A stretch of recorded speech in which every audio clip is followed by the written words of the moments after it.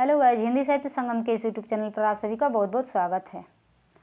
हम लोग पढ़ रहे हैं कक्षा 10 की जो पुस्तक है सीआरटी की, उसमें जितने भी कवि दिए गए हैं कक्षा 10, यहाँ लिखते हैं कक्षा 10 गोधूली भाग 2, गोधूली भाग 2। इसमें जितने सारे कवि दिए गए हैं उन सब कवियों का हम लोग रिवीजन कर रहे हैं। इससे पहले हम लोग एक एक चैप्टर को पढ़ लिए हैं, उससे एमसीक्यूज भी कर लिए हैं, लेकिन अभी हम लोग को रिवीजन करना बहुत ज़रूरी है, तो रिवीजन कर रहे हैं। और रिवीजन का ये क्लास 10 का दूसरा क्लास है। पहली क्लास में हम लोग 5 कवियों के बारे में पढ़े थे, भीमराव अम्बेडकर, नलिनी बिलोचन शर्मा, हजारी प्रसाद द्विवेदी और अमरकांत और रामविलास शर्मा। इन 5 कवियों के बारे में पढ़े थे और आज फिर से हम 5 कवियों के बारे में पढ़ेंगे। अशोक वाजपेयी, विनीत कुमार शुक्ल, गुरु नानक, रसखान और घनानंद। तो चलिए देर न करते हुए स्टार्ट करते हैं आज की क्लास को। यदि आप चैनल पर नए हैं तो चैनल को सब्सक्राइब कर लें और अपने दोस्तों में शेयर करें, ठीक है। अशोक वाजपेयी। अशोक वाजपेयी का जन्म 16 जनवरी 1941 ईस्वी में दुर्ग छत्तीसगढ़ में हुआ, किंतु उनका मूल निवास सागर मध्य प्रदेश है। मूल निवास कहाँ है? मध्य प्रदेश है और छत्तीसगढ़ में इनका जन्म हुआ है। माता का नाम निर्मला देवी और पिता का नाम परमानंद वाजपेयी, ठीक है। उनकी प्रारंभिक शिक्षा गवर्नमेंट हायर सेकेंडरी स्कूल सागर से हुई। फिर सागर विश्वविद्यालय से उन्होंने बीए और सेंट स्टीफेंस कॉलेज दिल्ली से अंग्रेजी में एमए किया। उसके बाद से उन्होंने वृत्ति के रूप में भारतीय प्रशासनिक सेवा को अपनाया। वे भारतीय प्रशासनिक सेवा के कई पदों पर रहे और महात्मा गांधी अंतर्राष्ट्रीय हिंदी विश्वविद्यालय के प्रथम कुलपति पद से सेवानिवृत्त हुए। संप्रति वे दिल्ली में भारत सरकार की कला अकादमी के निदेशक हैं। आगे देखते हैं।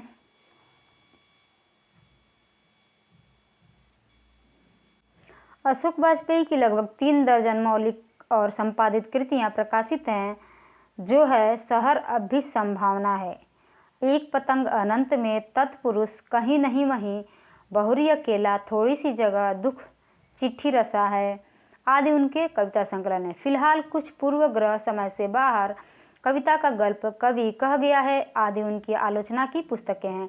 उनके द्वारा संपादित पुस्तकों की सूची भी लंबी है, जो है कि तीसरा साक्ष्य, साहित्य विनोद, कला विनोद, कविता का जनपद, मुक्तिबोध, शमशेर और अज्ञे की चुनी हुई कविताओं का संपादन आदि। उन्होंने कई पत्रिकाओं का भी संपादन किया है, जिनमें समवेत, पहचान, पूर्वग्रह, बहुवचन, कविता एशिया, समास आदि प्रमुख हैं। अशोक वाजपेयी को साहित्य अकादमी पुरस्कार, दयावती मोदी कवि शेखर सम्मान, फ्रेंच सरकार का officer of the order of cross 2004 सम्मान आदि प्राप्त हो चुके हैं। सर्जक साहित्यकार अशोक वाजपेयी द्वारा रचित प्रस्तुत पाठ में एक संश्लिष्ट रचना धर्मिता की अंतरंग झलक है। यह पाठ उनके आविन्यो नामक गद्य एवं कविता के सर्जनात्मक संग्रह से संकलित है। इसी नाम के संग्रह में उनकी सर्जनात्मक गद्य की कुछ रचनाएं और कविताएं हैं, जिनमें से दोनों विधाओं की 2 रचनाओं के साथ पुस्तक की भूमिका भी किंचित संपादित रूप में यहाँ प्रस्तुत है। आविन्यो दक्षिणी फ्रांस का एक मध्ययुगीन ईसाई मठ है, जहाँ लेखक ने 20 दिनों तक एकांत रचनात्मक प्रवास का अवसर पाया था। प्रवास के दौरान लगभग प्रतिदिन गद्य और कविताएं लिखी गईं। इस तरह हिंदी की ही नहीं, भारत से भिन्न स्थान और परिवेश के एकांत प्रवास में एक निश्चित स्थान और समय से अनुबद्ध मानस के सर्जनात्मक अनुष्ठान का साक्षी यह पाठ एक वैश्विक जागरूकता और संस्कृति बोध से परिपूर्ण रचनाकार के मानस की अंतरंग झलक पेश करते हुए यह दिखाता है कि रचनाएं कैसे रूपाकार ग्रहण करती हैं। कोई भी रचना महज एक शब्द व्यवस्था पर नहीं होती, उनकी निर्माण प्रक्रिया में रचनाकार की प्रतिभा, उसके जटिल मानस के साथ स्थान और परिवेश की भूमिका भी महत्वपूर्ण होती है। तो हम लोगों ने पढ़ लिया इनके बारे में अशोक वाजपेयी के। और ध्यान रखिएगा, अशोक वाजपेयी को कक्षा 12 में भी रखा गया है, तो इसलिए इम्पोर्टेंट हो जाते हैं। तो इनकी सारी रचनाओं को आप लोग याद रखिएगा, ठीक है। क्योंकि जब बात कही गई है कि एनसीईआरटी से प्रश्न पूछे जाएंगे, तो इनमें जो कवि हैं उनके रचनाओं को हम लोगों को याद करना बहुत जरूरी हो जाता है। आगे पढ़ते हैं विनोद कुमार शुक्ल के बारे में। विनोद कुमार शुक्ल का जन्म होता है 1 जनवरी 1937 ईस्वी में राजनांदगांव छत्तीसगढ़ में हुआ। उन्होंने वृत्ति के रूप में प्राध्यापन को अपनाया। वे इंदिरा गांधी कृषि विश्वविद्यालय में एसोसिएट प्रोफेसर थे। वे 2 वर्षों 1994 से 96 ईस्वी तक निराला सृजन पीठ में अतिथि साहित्यकार भी रहे और उनका पहला कविता संग्रह लगभग जय हिंद पहचान सीरीज के अंतर्गत 1971 में प्रकाशित हुआ। उनके अन्य कविता संग्रह हैं वह आदमी नया गर्म कोट पहनकर चला गया विचार की तरह। ठीक है, और ध्यान रखिएगा विनोद कुमार शुक्ल को भी रखा गया है कक्षा 12 में, तो ये भी इम्पोर्टेंट हो जाते हैं। एक कक्षा 10 और 12 दोनों में हैं। ठीक है, आगे बढ़ते हैं। सब कुछ हो ना बचा रहेगा और अतिरिक्त नहीं। उनके 3 उपन्यास हैं नौकर की कमीज, खिलेगा तो देखेंगे और दीवार में एक खिड़की रहती थी तथा 2 कहानी संग्रह हैं पेड़ पर कमरा और महाविद्यालय भी प्रकाशित हो चुके हैं। उनके उपन्यासों का कई भारतीय भाषाओं में अनुवाद हो चुका है। इतालवी भाषा में उनकी कविताओं एवं एक कहानी संग्रह पेड़ पर कमरा का अनुवाद हुआ है। नौकर की कमीज उपन्यास पर मणिकौल द्वारा फिल्म का भी निर्माण हुआ है। विनोद कुमार शुक्ल को 1992 ईस्वी में रघुवीर सहाय स्मृति पुरस्कार, 1997 ईस्वी में दयावती मोदी कवि शेखर सम्मान और 1990 ईस्वी में साहित्य अकादमी पुरस्कार प्राप्त हो चुके हैं। आगे देखते हैं। 20वीं सदी के 7वें 8वें दशक में विनोद कुमार शुक्ल एक कवि के रूप में सामने आए थे। कुछ ही समय बाद उसी दौर में उनकी 2 एक कहानियां भी सामने आई थीं। धारा और प्रवाह से बिल्कुल अलग, देखने में सरल किंतु बनावट में जटिल और अपने न्यारेपन के कारण उन्होंने सुधीजन का ध्यान आकृष्ट किया था। यह खूबी भाषा या तकनीक पर निर्भर नहीं थी, सबकी जड़ें संवेदना और अनुभूति में थीं और यह भीतर से पैदा हुई खासियत थी। तब से लेकर आज तक वह अद्वितीय मौलिकता अधिक स्फुट, विपुल और बहुमुखी होकर उनकी कविता, उपन्यास और कहानियों में उजागर होती आई है। प्रस्तुत कहानियों के उनके संकलन महाविद्यालय से ली गई है। जो यहाँ चैप्टर दिया गया है वो उनके जो कहानी संकलन है महाविद्यालय उससे ली गई है। कहानी बचपन की स्मृति के भाषा शिल्प में रची गई है और इसमें एक किशोर की वयः संधिकालीन स्मृतियाँ, दृष्टिकोण और समस्याएं हैं। कहानी एक छोटे शहर के निम्न मध्यवर्गीय परिवार के भीतर के वातावरण, जीवन यथार्थ और संबंधों को आलोकित करती हुई लिंगभेद की समस्या को यह स्पर्श करती है।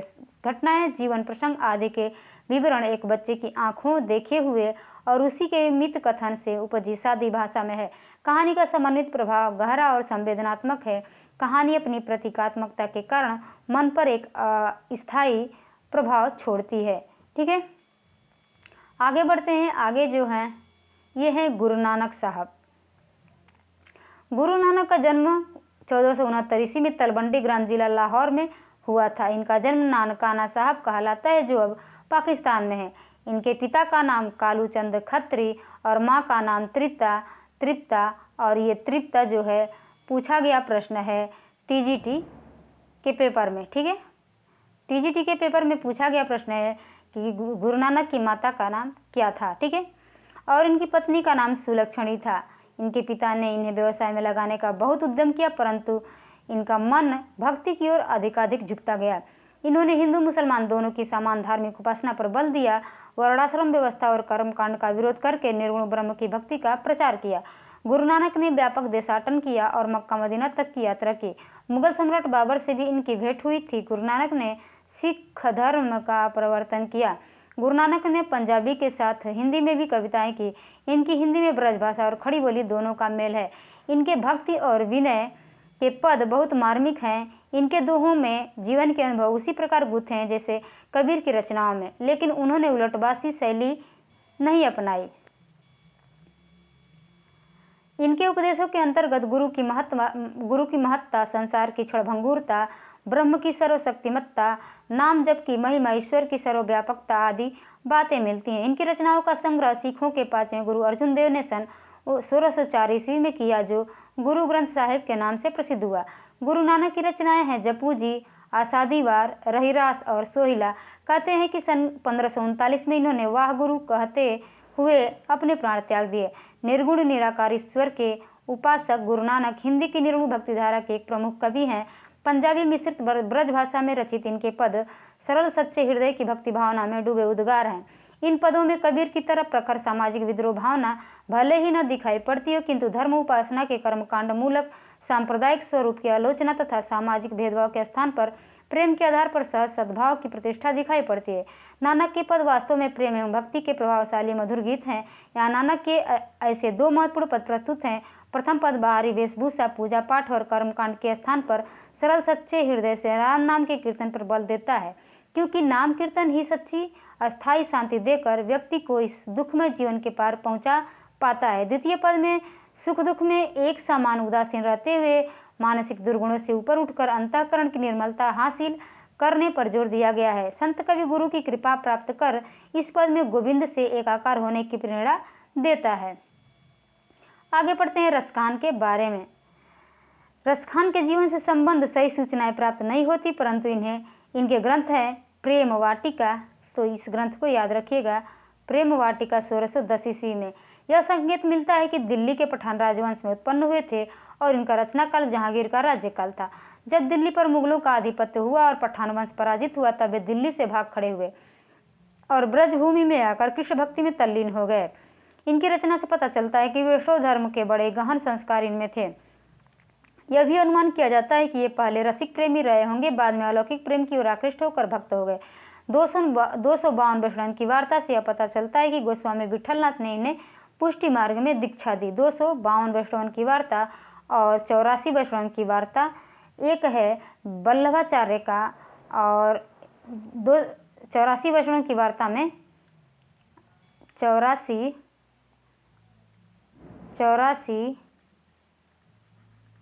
वैष्णव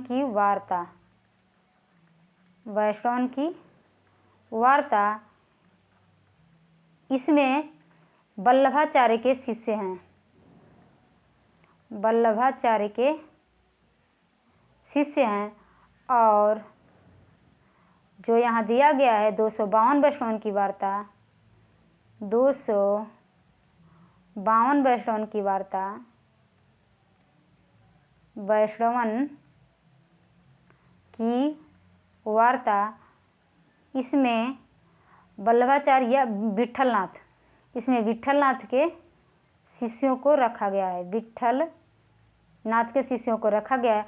और इन दोनों रचनाओं, जो 252 वैष्णव की वार्ता है और 84 वैष्णव की वार्ता है, इन दोनों के रचनाकार कौन है? गोकुलनाथ। ये गोकुलनाथ कौन है? तो वल्लभाचार्य के पुत्र का नाम है विठलनाथ, विठलनाथ के पुत्र का नाम है गोकुलनाथ। ठीक है, आगे बढ़ते हैं। गोस्वामी विठलनाथ ने इन्हें पुष्टि मार्ग में दीक्षा दी। इनके 2 ग्रंथ मिलते हैं, प्रेम वाटिका और सुजान रसखान। प्रेम वाटिका में प्रेम निरूपण संबंधी रचनाएं हैं और सुजान रसखान में कृष्ण की भक्ति संबंधी रचनाएं हैं। रसखान ने कृष्ण का लीलागान पदों में नहीं सवैयों में किया है। रसखान सवैया छंद में सिद्ध थे।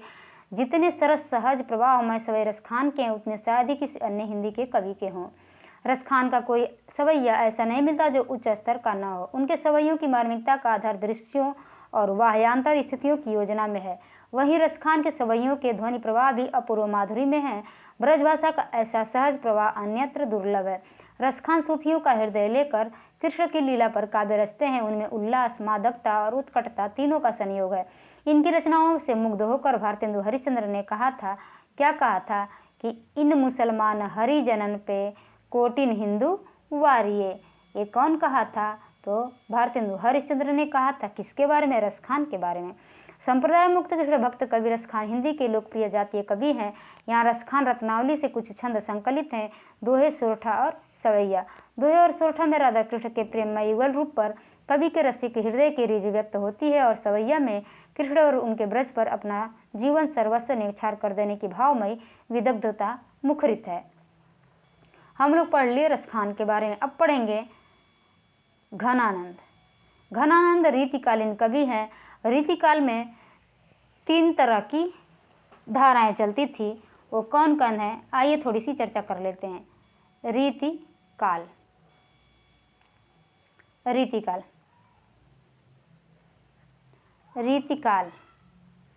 रीतिकाल में जो पहला है वो है रीति सिद्ध, और जो दूसरा है रीति बद्ध, और जो तीसरा है वो है रीति मुक्त। और जो ये घनानंद जी यहाँ दिख रहे हैं वो रीति मुक्त के ही कवि हैं, रीति मुक्त धारा के कवि हैं। रीति मुक्त धारा के और कवि कौन है? घनानंद, बोधा, बोधा, आलम, ये सब किस में आएंगे? रीति मुक्त में आएंगे। रीति सिद्ध में एक कवि हैं बिहारी, जिनकी रचना है बिहारी सतसई। रीतिबद्ध में आएंगे चिंतामणि, मतिराम, भूषण, क्या लिख दिया,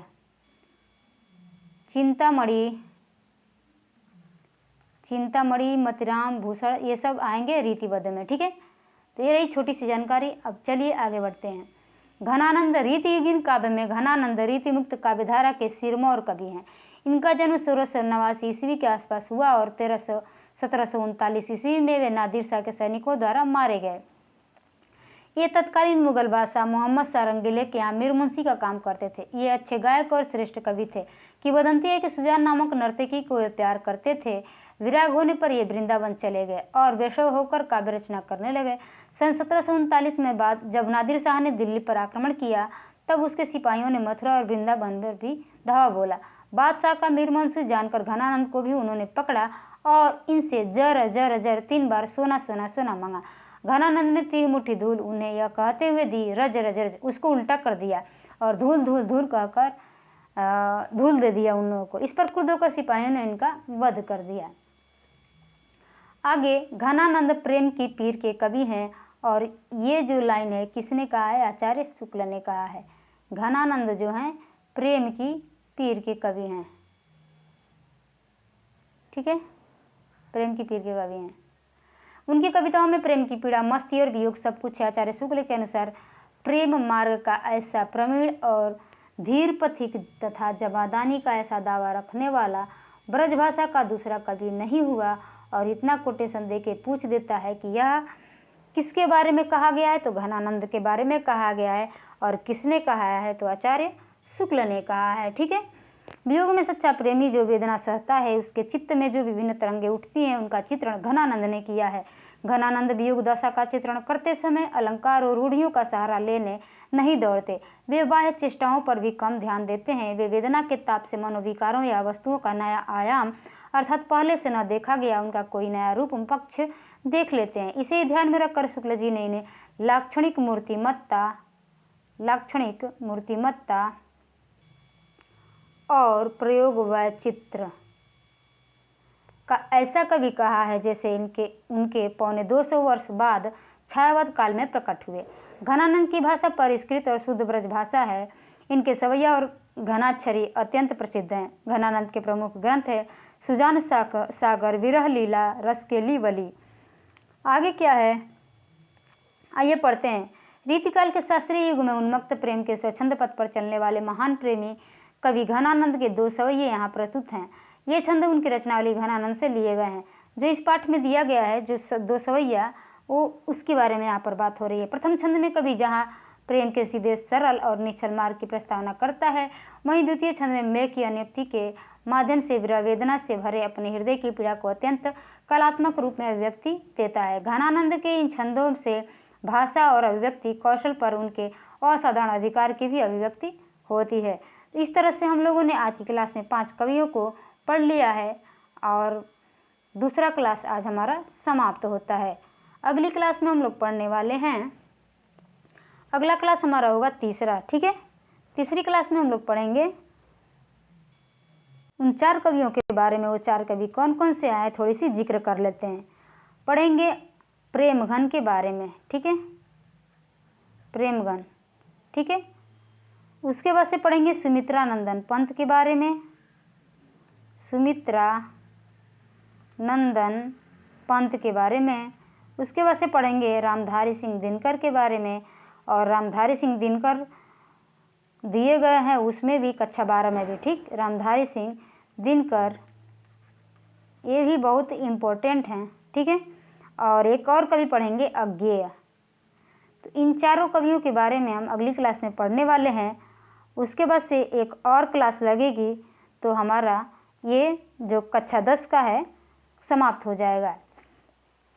तो चलिए मिलते हैं अगली क्लास में एक नए चैप्टर के साथ। तब तक के लिए धन्यवाद।